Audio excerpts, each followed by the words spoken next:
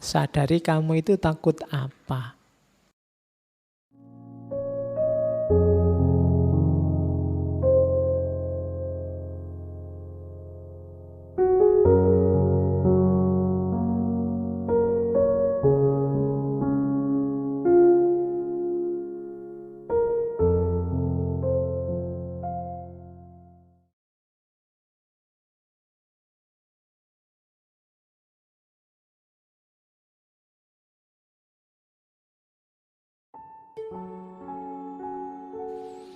Coba kamu inventarisir yang kamu takuti apa. Ini kok pekerjaan ndak selesai-selesai, aku ini takut apa sih? Takut capek? Takut kehabisan waktu? Takut apa? Banyak orang bilang sholat malam itu manfaatnya besar. Kok aku males sholat ya? Kok bangun rasanya kok ogah-ogahan? Kira-kira aku takut apa seandainya bangun jam 3 subuh misalnya? Takut paginya ngantuk, takut kesehatan terganggu, takut... Coba dicek. Sebenarnya teman-teman bisa lulus cepat. Aku juga harusnya bisa lulus cepat. Kok aku males-malesan ndak lulus-lulus? Yang tak takuti itu apa? Yang tidak aku inginkan itu apa? Itu kan yang kamu takuti. Nah, sadari, kuncinya kamu menang yang pertama, kamu tahu yang kamu takuti apa. Kemudian, paling tidak pasti yang ada yang kamu takuti yaitu rasa tidak enak. Kenapa kok ndak tekun baca buku? Mungkin karena baca buku itu ndak enak. Lebih enak baca HP misalnya. Itu kan yang penting kamu jelas sekarang yang kamu takuti itu apa. Yang pertama itu sadari, terus ingatkan bahwa itu alami. Sejak kemarin saya wanti-wanti jangan suka marah-marah sama dirimu sendiri. Ingatkan bahwa oh ya alami rasa takut ini, tapi ini tidak terlalu bagus kalau dibiarkan. Jadi tidak harus dirimu dimarahi. Terus persiapkan diri, pelajari rasa takutmu dan hadapi, fight tadi. Bertarunglah. Kalau memang tadi misalnya ya kamu males bangun malam karena takut paginya ngantuk, sekarang dihadapi, disiapkan, dipelajari. Oh biar paginya ndak ngantuk tapi tetap bangun malam apa? Biar lulus cepet, suka baca buku tapi menikmati buku, tidak tersiksa karena buku apa? Itu namanya menyiapkan diri. Melawan ketakutanmu tadi. Ya mungkin baca bukunya sambil disandingi kopi. Kalau masih kurang ya ditambah gorengan, masih kurang tambah Indomie, masih kurang lagi tambah apa itu tadi nanti. Bacanya enak karena sandingannya oke. Oke. Kok setiap kali baca ngantuk, Pak? Oh ya kalau gitu ya tidur dulu baru baca. Ya setiap baca ngantuk lagi, Pak, ya tidur terus. Lah ya gimana lagi, Wong? Bisamu itu, jadi hadapi.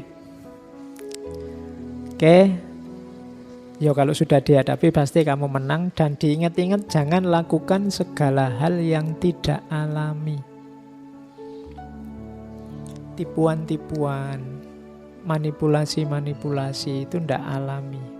Kalau tidak alami biasanya nambah masalah. Misalnya tadi kamu ndak lulus-lulus, Pak, ujian bolak-balik ikut ujian juga ndak lulus. Biar besok lulus aku tak nyontek, itu ndak alami, manipulasi. Bisa nambah masalah baru. Nembak kok ditolak, saya takut ditolak lagi, Pak. Enaknya yo poneng dukun apa yo misalnya. Itu hati-hati bisa nambah masalah lagi. Yang tidak seharusnya. Kok tidak dapat uang, Pak, enaknya gimana biar dapat uang? Ya lakukan secara alami saja. Segala yang tidak alami biasanya nambah masalah. Kan banyak itu kan yang tertipu investasi sekian, nanti dalam waktu sekian kaya raya. Itu yang tidak alami-alami itu biasanya panennya masalah. Jangan lakukan yang tidak alami. Taklukkan ketakutanmu secara natural saja, dikalkulasi yang rasional. Oke, terus Nah, sekarang kita belajar Freud. Ada ketakutan, itu katanya Freud adalah ketegangan. Seperti saya bilang tadi ya, tension. Yang mendorong orang untuk menyikapinya. Mendorong orang untuk berbuat sesuatu. Biasanya ketakutan itu muncul katanya Freud karena ada konflik antara ego dan superego. Ego itu gampang-gampangannya dirimu sendiri, superego itu lingkunganmu, masyarakatmu. Logika bersama, logika hidup bersama. Ini biasanya ada tension-tension, ketegangan-ketegangan. Itu nanti yang melahirkan kecemasan. Kalau di Freud, takut atau cemas itu ada 3. Yang pertama kecemasan terhadap realitas, takut bahaya yang datang dari luar. Takut dimaki orang, takut disalah-salahkan orang, takut itu disindir orang, takut dikafirkan orang. Itu jenis ketakutan juga. Jadi sumbernya dari luar.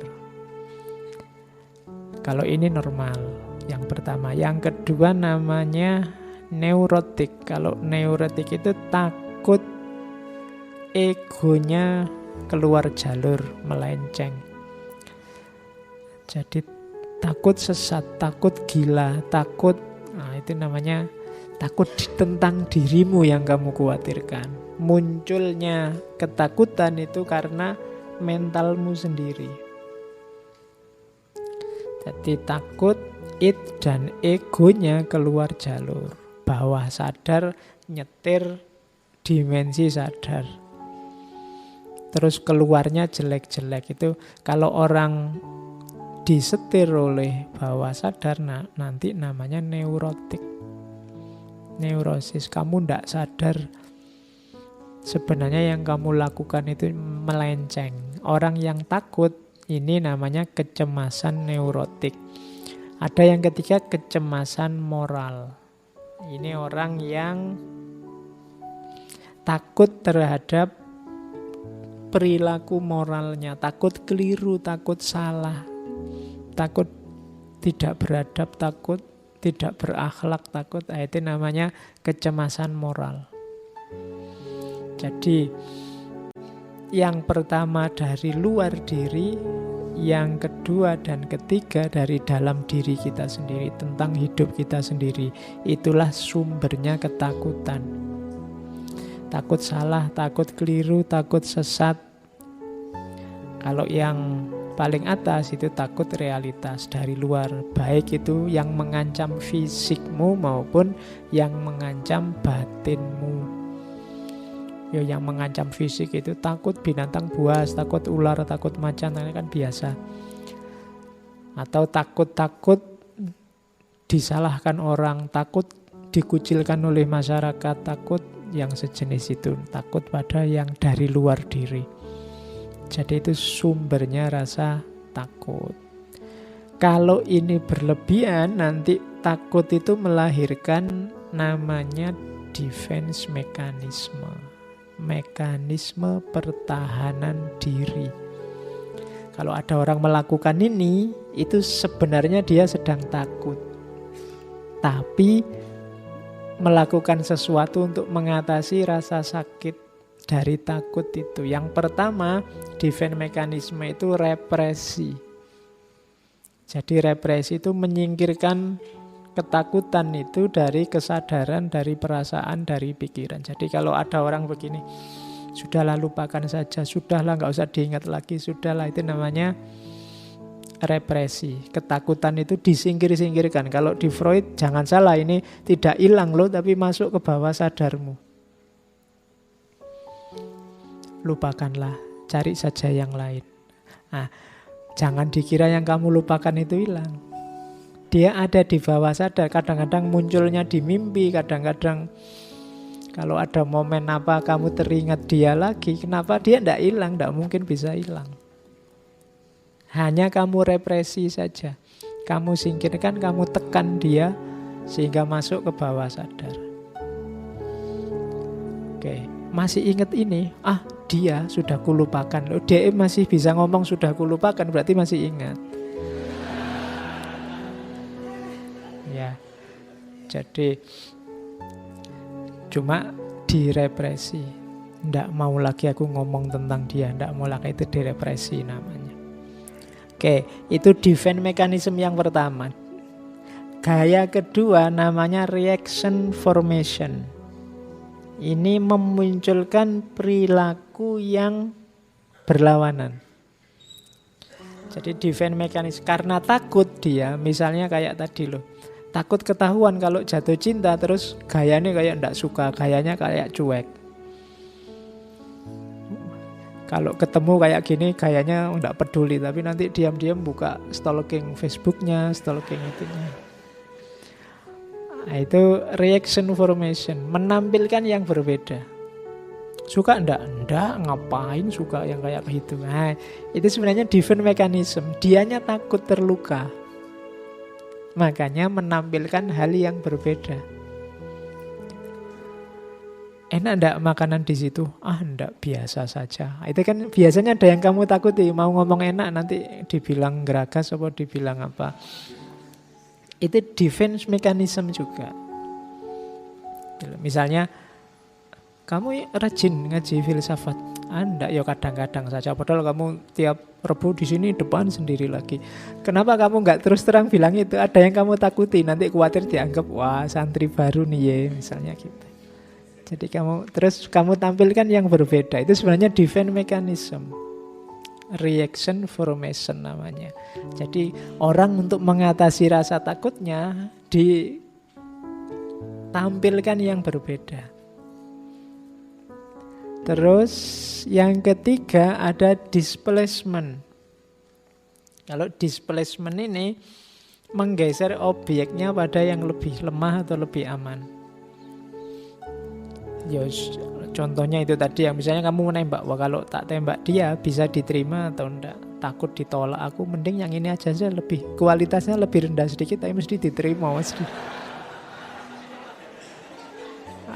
Nah, itu namanya displacement. Jadi karena kamu takut ngambil yang paling tinggi, sudahlah rendah aja. Gitu lah. Yo, misalnya kamu cita-cita jadi dosen ya, wah enggak ah, jadi guru aja. Kenapa takut? Kamu merasa enggak nyampe Pak saya kalau jadi dosen, mungkin jadi guru bisa. Itu namanya displacement. Jadi dari target 100 kamu ngambil 50 aja lah. Karena kamu takut, kamu nyari amannya saja. Nah itu namanya, kadang-kadang orang takut itu gitu. Kalau ada orang, gimana, tak kasih modal 1 miliar, enggak usah Pak, 1 juta aja. Sebenarnya dia takut, ada ketakutan. Oke, itu namanya displacement. Defense mechanism, dia takut sakit, takut jatuh, takut kalah, takut salah. Yang ketiga ini yang orang sering menyebutnya comfort zone, fiksasi. Milih pada stage yang nyaman saja. Kok kamu jomblo terus? Enggak apa-apa, Pak, lebih tentram. Enggak usah mikir macam-macam, itu namanya zona nyaman. Mbok kamu S2, enggak usah lah Pak, cukup ini saja, wong ya enggak terlalu penting. Kadang-kadang itu zona nyaman. Mbok keluar negeri, kamu kan lumayan bisa Inggris dikit-dikit, enggak usah lah Pak, cukup di Indonesia saja. Itu orang milih zona nyaman, takut keluar dari sarangnya. Itu namanya fiksasi. Ini juga defense mechanism. Dia enggak mau jatuh, enggak mau sakit, enggak mau lelah, enggak mau capek. Namanya fiksasi. Ada yang malah ndak fiksasi tapi ke belakang, namanya regresi. Regresi itu malah mundur. Saya kayak kemarin-kemarin aja lah, jangan yang sekarang terlalu berat. Nah itu namanya regresi, ingin mundur. Seperti kemarin saja lah Pak, seperti biasanya yang dulu saja lah Pak. Itu padahal sekarang harusnya sudah lebih dari itu, tapi kamu malah ingin mundur. Itu namanya defense mechanism juga. Kamu takut menerima tantangan. Terus masih ada lagi namanya proyeksi. Proyeksi itu mengatributkan apa yang dirasakan pada orang lain. Di situ tak kasih contoh, misalnya tertarik pada perempuan, jangan-jangan dia yang ngebet, tapi terus biar dia takut dianggap terlalu genit, malah dibalik perempuannya yang dianggap genit. Oh, dasar perempuan penggoda. Padahal dianya sendiri yang tergoda. Biar tidak kelihatan dia yang tergoda, terus dia ngomongnya dasar perempuan penggoda. Itu namanya proyeksi. Gitu loh. Sebenarnya dia takut dianggap anak soleh, anak alim, ikut ngaji di masjid. Sebelum digituin, dia ngomentari temannya dulu. Wah, sekarang kamu anak soleh nih. Karena dia takut dia kena duluan. Nah, itu namanya proyeksi. Jadi orang lain yang kamu dulukan. Itu juga defense mechanism. Cara orang untuk tidak tersakiti. Dia takut dianggap yang dia tidak sukai, maka dia proyeksikan ke temannya, ke orang lain. Gitu loh. Sebelum orang nuduh aku penyebar hoax, tak tuduh dulu yang sana. Oh, kamu penyebar hoax. Nah, ini defense mechanism. Sebelum dimaki-maki orang, dimaki-maki duluan orang lain. Itu memproyeksikan orang lain di posisinya dirinya. Itu namanya proyeksi. Terus introjeksi. Kalau ini kebalikannya. Introjeksi itu memproyeksikan apa yang ada pada orang lain pada dirinya. Kalau tadi kan dirinya ditempelkan keluar. Kalau ini kebalikannya, orang luar ditempelkan dirinya. Misalnya kamu curang, terus kamu bilang, orang lain kan juga melakukan itu. Sama saja lah Pak. Itu namanya introjection. Ini juga defense mechanism. Sebenarnya kamu ketakutan. Sekarang kalau tidak bohong ya tidak laku Pak. Nah, itu introjection. Orang lain juga melakukan itu semua. Itu namanya introjection. Ini menunjukkan ketakutan. Sadari ketakutanmu, taklukkan. Kalau tidak begitu, kamu nanti hidup dalam kebohongan terus. Dengan alasan orang lain juga begitu. Kok saya sendiri sih yang dikejar-kejar? Yang lain kan juga melakukan salah yang sama, bahkan lebih besar. Itu introjection. Jadi memasukkan yang lain dalam kasusmu. Terus yang ketiga, sublimation. Sublimasi itu mengalihkan dorongan, mengalihkan hasrat. Karena kamu takut hasratmu ini ditolak oleh masyarakat, terus kamu alihkan ke hasrat yang bisa diterima oleh masyarakat. Misalnya sebenarnya hobimu musik rock, cuma kalau kamu dengerin musik rock terus, tetangga kamarmu sumpek. Akhirnya ganti sekarang, tak sublimasi. Sama-sama musik tapi sekarang ganti qasidah misalnya. Nah, biar tentram, biar setannya keluar. Nah, ini namanya sublimasi, digeser. Hasrat, dorongan, misalnya kamu sangat ingin kuliah, cuma tidak punya uang. Akhirnya digeser ini, tidak jadi kuliah, tapi yang penting mendengarkan aja pengajian, kuliah subuh kan sama saja misalnya. Itu sublimasi. Keinginanmu apa, digeser jadi apa. Itu juga menunjukkan sebenarnya kamu takut. Tidak berani tanding di keinginanmu yang sebenarnya, di hasratmu yang sebenarnya. Dan yang terakhir, defense mechanism itu rasionalisasi. Rasionalisasi itu nyari alasan pembenar. Jadi rasionalisasi itu berarti sebenarnya itu tidak rasional, tapi dibikin rasional. Kok kamu nyontek? Loh, saya nyontek ini Pak, demi birrul walidain Pak, untuk berbuat, ya kan, berbuat baik pada orang tua Pak. Kalau saya nyontek, nanti kan nilai saya bagus. Kalau nilai saya bagus, lulusnya cepet. Kalau saya lulusnya cepet, orang tua saya bahagia Pak. Jadi ini jangan salah, saya nyontek ini dalam rangka membahagiakan orang tua Pak. Nah, ini namanya rasionalisasi. Yang tidak rasional dibikin rasional.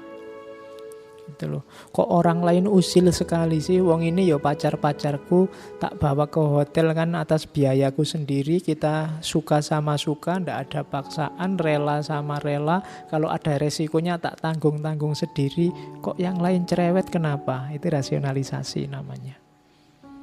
Jadi sesuatu yang salah, yang ndak rasional dibikin rasional.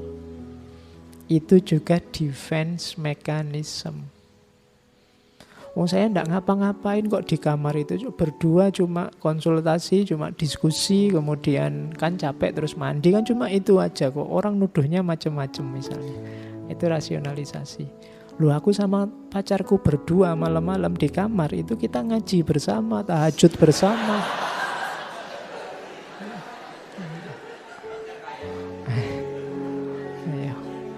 Orang aja pikirannya aneh-aneh, itu rasionalisasi. Suudzon aja orang-orang itu.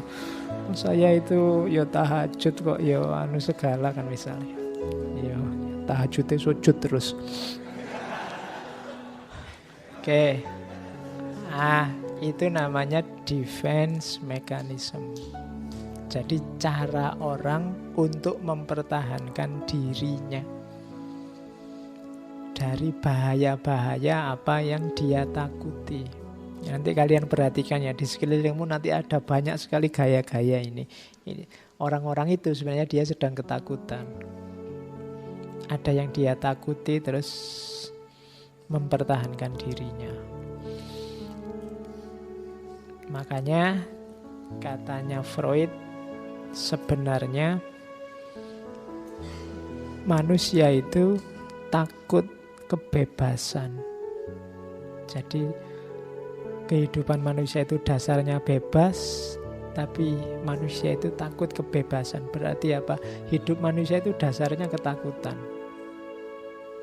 Sebab kenapa kok orang itu takut bebas? Kebebasan itu mengandung efek tanggung jawab. Dan sebagian besar orang takut dengan tanggung jawab.